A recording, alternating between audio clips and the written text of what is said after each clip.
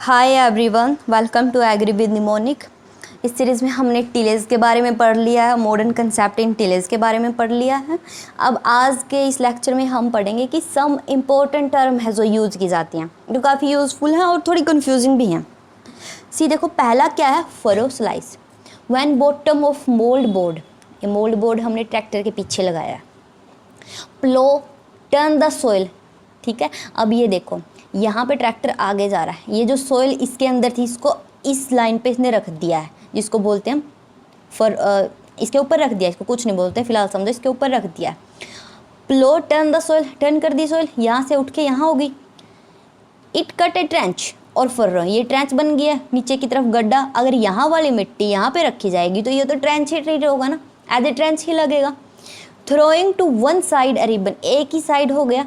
तो ये जो बनी है ये लाइन, जहाँ ट्रेंच का भी सोइल इसके ऊपर आया है, इस लाइन को क्या बोलेंगे? Furrow slice.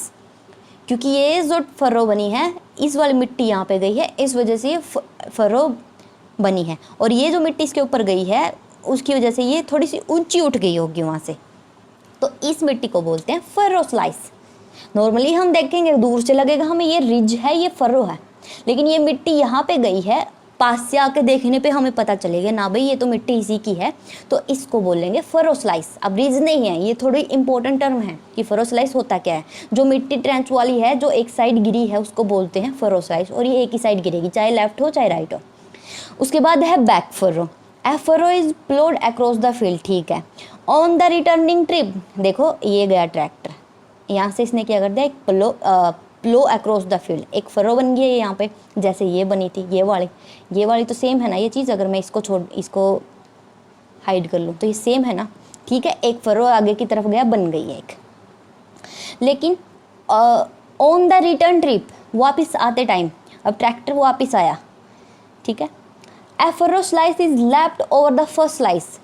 अब ये जो ट्रेंच बना है इधर, इस वाली मिट्टी भी इस पे चली गई, और ये जो ट्रेंच बना इस वाली मिट्टी भी इस पे चली गई, तो दो मिट्टी होगी ना। नॉर्मली ये ट्रेंच क्या होगा, नॉर्मली ये वाली जो लाइन है ये अनयूजुअली सी अलग से ही दिखेगी, ये सबसे ऊंची होगी, तो इसी को बोलेंगे बैक फर्रो। और क्या है ये जो बैक फर्रो यहाँ पे गिरी है, यहाँ क्या प्लो लैंड है? बिल्कुल नहीं, प्लो लैंड तो ये है, और इसके ऊपर जो मिट्टी गिरी है अगर उसको हटा के देखेंगे तो वो अनप्लो ही मिलेगी। तो ये जो बनी है इसको बोलते हैं बैक फर्रो। इसको रिज नहीं बोलेंगे अगर हम पास से जाके देखेंगे, ठीक है। इस टाइम टिलेज परफॉर्म किया जा रहा है, तो इसको बोलेंगे बैक फर्रो। द रिज, देखो स्पेशली बोला, the ridge is called back furrow. ये जो रिज बनी है इसी को बैक फर्रो बोलेंगे। और देखा जाए ये ट्रेंच बन जाएगा, ये थोड़ी सी ऊंची होगी, ये जो ऊंची सी होगी दिखेगी उसको बोलते हैं फर्रो वाल, ठीक है। अलग से ही पता चलेगा ना, ये लाइन सी ऐसे नीचे एक ट्रेंच होगा और उसके बगल में ऐसे ऊंची उठी होगी, तो ऊंची जितनी भी उठी है उसको बोलते हैं फर्रो वॉल। देन नेक्स्ट है डेड फर्रो। डेड फर्रो क्या होगा? When two strip of lands are finished, the last furrow cut leaves a trench.